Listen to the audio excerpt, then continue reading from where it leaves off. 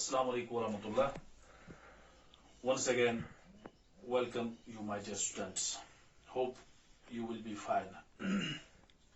I hope that you all are watching my offline videos. As you know that we are studying the chapter in 9th biology, why do we fall ill? And in this chapter, we were discussing some important diseases.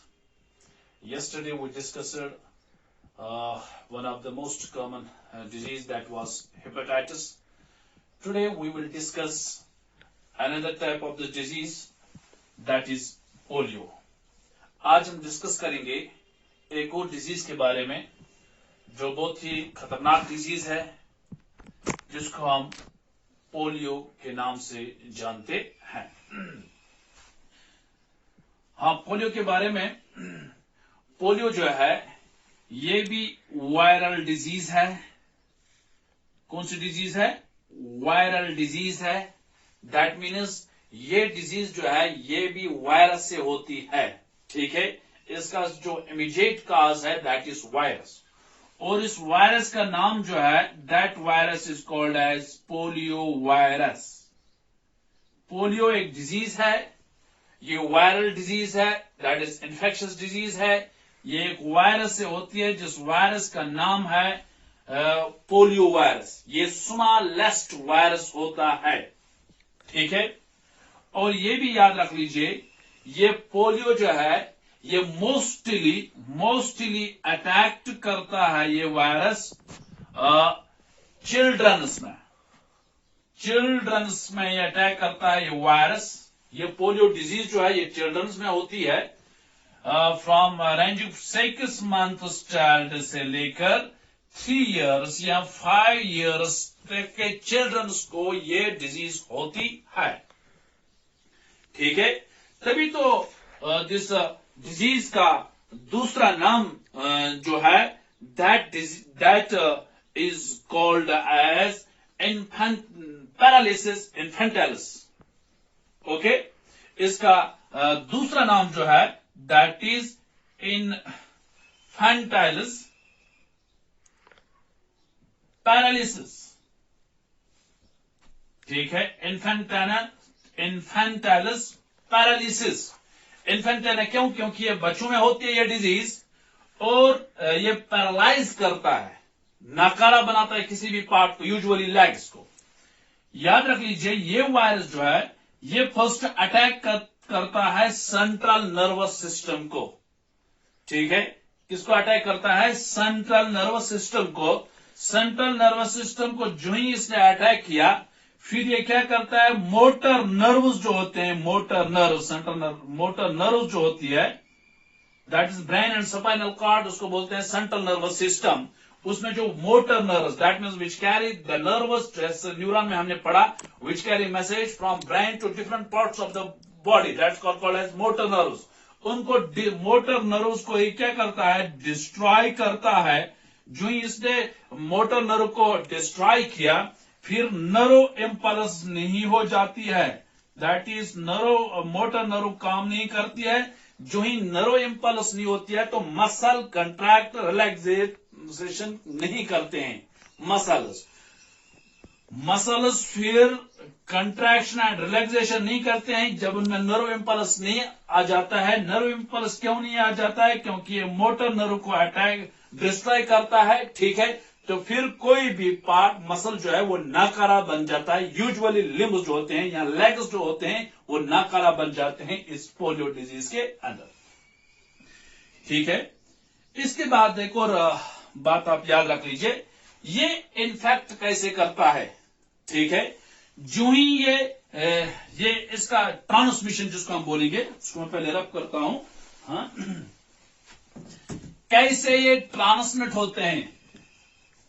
ठीक है, कैसे ये virus, कौन सा virus? Polio virus कैसे इंसान के अंदर दाखिल हो जाता है। ठीक है, उसके लिए एक थ्योरी दी गई है, that theory was called as faeco oral route, ROUT।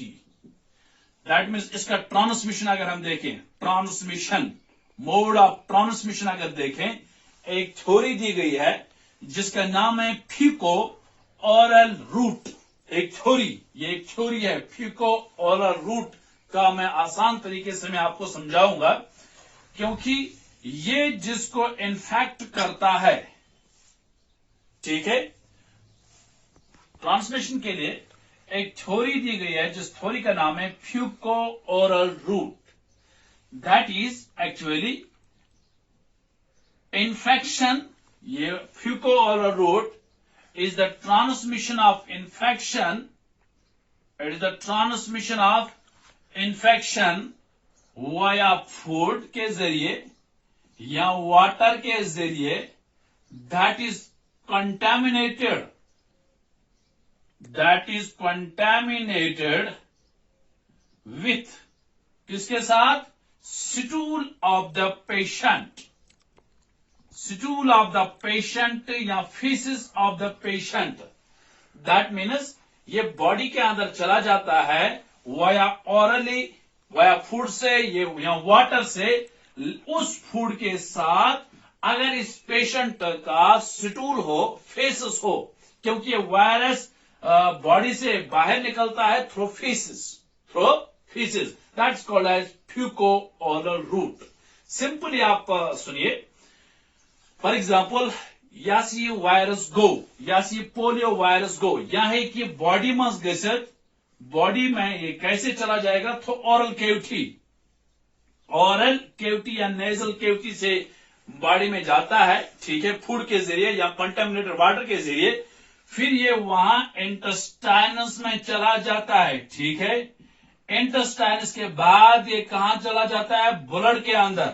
Blood से फिर न्यूरॉन्स के जरिए ये सेंट्रल नर्वस सिस्टम पर अटैक करता है, ठीक है। ये भी मैंने कहा, सेंट्रल सिस्टम, नर्वस सिस्टम पर जब उसने अटैक किया तो ये सेंट्रल नर्वस सिस्टम को इन्फ्लेमेट करता है, यानी कि ब्रेन जो है ताची हनरावन, ठीक है, इन्फ्लेमेट करता है सेंट्रल नर्व स्पाइनल कॉर्ड को और ब्रेन को इन्फ्लेमेशन करता है। जो ही इसने इन्फ्लेमेशन ब्रेन की इससे इसके साथ क्या होता है, मोटर नर्व डिस्ट्रॉय हो जाती है, मोटर नर्व जो है वो डिस्ट्रॉय होती है। जो ही मोटर नर्व डिस्ट्रॉय हो जाती है तो गर्दन के थ्रू वहां स्टिफनेस ऑफ द नेक आ जाती है, हार्ड हो जाती है, गर्दन जो है वो हार्ड हो जाती है, स्टिफनेस ऑफ नेक। जो ये स्टिफनेस ऑफ नेक हो जाती है, इसके बाद पैरालिसिस, पेशेंट को पैरालिसिस, कोई भी पार्ट ऑर्गन पैरालाइज होता है, वो मूवमेंट नहीं करता है। ये इसकी इस तरह प्रोग्रेस करता है। मैंने कहा कि इसका ट्रांसमिशन है that is faeco oral route. फिर सुनिए, फ्यूको ओरल रूट मैंने कहा that is the transmission of infection via food और water that is contaminated with stool of the patient.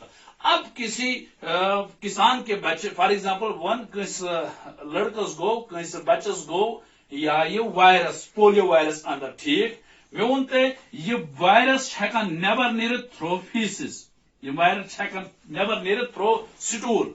जब युथी वो ये लड़का फॉर एग्जाम्पल ये गो फीसिस करने या स्टूल को रिमूव करने के लिए किसी खेत में चला गया, ठीक, इम को रिमूव फीसिस अत खेत मज फॉर एग्जाम्पल ये रिमूव कोर अत अंदिन हेकन प्लांट्स की फूड प्लांट्स, फॉर एग्जाम्पल अत जाए हसा गाजर कुल या बेकि वगैरह। दैट मीन्स ये वायरस द्राव नेबर, यह पे जमीनस पे, यह वायरस फैलियाव अत जमीनस पे, अत जमीनस पे प्लांट्स, ठीक, यह virus go move cone plankton cone, for example food plant, मैं वही कैरेट है फॉर एग्जाम्पल, ठीक है। अब ये वहां पहुंच गया, जो ही हमने, अब किसान आ गया, इसने उस फूड निकाला है इस खेत से, ठीक है, यह कैरेट आवा इस और ये फूड है। अब ये कैरेट हमने खाया, ठीक है, ये दैट मीन्स ये ट्रांसफर हुआ वाया फूड, लेकिन that food is contaminated with the stool of this patient, that is called as faeco, means faeces, oral means through oral food से हमने खाया। इस तरह ये इन्फेक्शन ये सेपरेट हो जाती है। ये इसके मोड ऑफ ट्रांसमिशन है।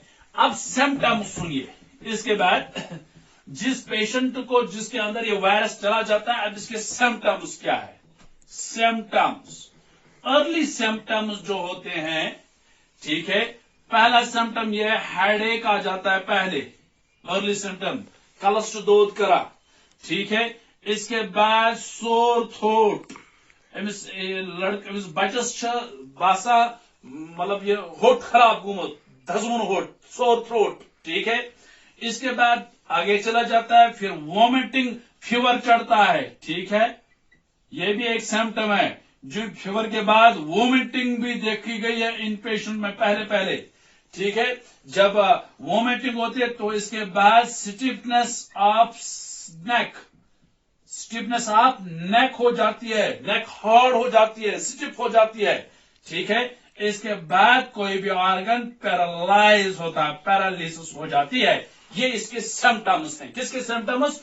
पोलियो के सिम्टम्स, ठीक है। मैंने कहा किस पर अटैक करता है? सेंट्रल नर्वस सिस्टम पर। इससे क्या होता है? फिर पैरालाइज होता है कोई भी ऑर्गन, ठीक है। वो मोस्टली लिम्स जो है पैरालाइज होते हैं। पहले फीवर होता है, हेडेक, सोर थ्रोट, ठीक है। फिर इंसान की बॉडी पार्ट जो है वो मूवमेंट नहीं करता, कुछ नहीं है, जंगित होती तुरंत ये बच, ठीक है। That is the symptom of this polio. अब इसकी प्रिवेंशन क्या है या प्रिकॉशन क्या है? प्रिवेंशन, अब अगर किसी अर्ली स्टेज में हम कुछ उसको प्रिवेंट कर सकते हैं, जैसे रेस्ट कर सकते हैं, एक पॉइंट है इसमें, कंप्लीट रेस्ट, इससे एनर्जी कंजर्व होती है, ठीक है। इसी तरह एक और पॉइंट हम अर्ली स्टेज में कर सकते हैं, physiotherapy that means the physical treatment. Physical treatment हम कर सकते हैं, मसल्स को कंट्रैक्ट रिलैक्स खुद ही करेंगे, ठीक है। दैट इज एक्सरसाइज भी हम कर सकते हैं, लेकिन घर में मूवमेंट यानी कि टांगों की मूवमेंट, पैर ये हाथों की मूवमेंट करेंगे इस पेशेंट को अर्ली स्टेज के अंदर। लेकिन बेस्ट ये प्रिवेंशन है, कंट्रोल हम ये प्रिवेंशन बेस्ट इसका है जो हम इसका वैक्सीन लेते हैं, ठीक है। जो हम ओरल पोलियो वैक्सीन लेना चाहिए, OPV, ओरल पोलियो वैक्सीन। कल भी मैंने कहा था वैक्सीन जब मैंने पढ़ाया, ओरली वो वैक्सीन दिया जाता है जो इंट्रोड्यूस किया जाता है लिविंग पैथोजन को, ठीक है, इनटू द बॉडी। इससे इम्यूनिटी बनते हैं, रेजिस्टेंस बनते हैं, किससे? इस पोलियो से। That is oral polio vaccine से हम उसको खत्म कर सकते हैं। जैसे ये प्रोग्राम सुना होगा आपने, पल्स पोलियो प्रोग्राम, पल्स जो बोलते हैं आप 2 बूंद जिंदगी के लिए, pulse polio program which was initiated in December 1995 में उसको इनिशिएट किया गया। पूरे वर्ल्ड के अंदर पल्स पोलियो प्रोग्राम इंडिया में भी चल रहा है। दिसंबर 1995 में वो लॉन्च हुआ है। इससे इस प्रोग्राम का मकसद क्या था? तो इरेडिकेट, खत्म करने किस डिजीज को? पोलियो डिजीज को। 2 बूंद जिंदगी के लिए जो आप एड देखते हैं। फिर ये पहले 1905 में जब उसको लॉन्च किया गया, that means up to 3 years तक, 3 इयर्स बच्चों तक ये पोलियो, ये खुराक दिया जाता था ओरली। फिर 1997 के अंदर उसको और 2 इयर्स बढ़ाए दिए गए, 5 इयर्स के बच्चों तक ये खुराक, ये पोलियो के कतरे पिलाए जाते हैं पूरे दिस कंट्री के अंदर। तो फिर आज जो है, आज पोलियो पूरे वर्ल्ड के अंदर ये इरेडिकेट हुई है। कुछ कंट्रीज में कुछ केसेस आ रहे हैं, और इंडिया के अंदर याद रख लीजिए ये पॉइंट, इंडिया के अंदर लास्ट केस जो था, लास्ट केस इट वाज 2011 के अंदर, इंडिया के अंदर last case of this polio था, ठीक है। और इंडिया को 2014 में WHO वर्ल्ड हेल्थ ऑर्गेनाइजेशन से एक सर्टिफिकेट मिली, that is it is India is a country this polio is मतलब फ्री फ्रॉम पोलियो। ये वो कंट्री है उसको सर्टिफिकेट मिल गई है 2014 के अंदर। इंडिया के अंदर कोई भी ऐसा पेशेंट नहीं है जिसको क्या है? पोलियो, ठीक है। तो this was all about this polio disease. Hope you have got this. Tomorrow we will come with another video. Thank you very much.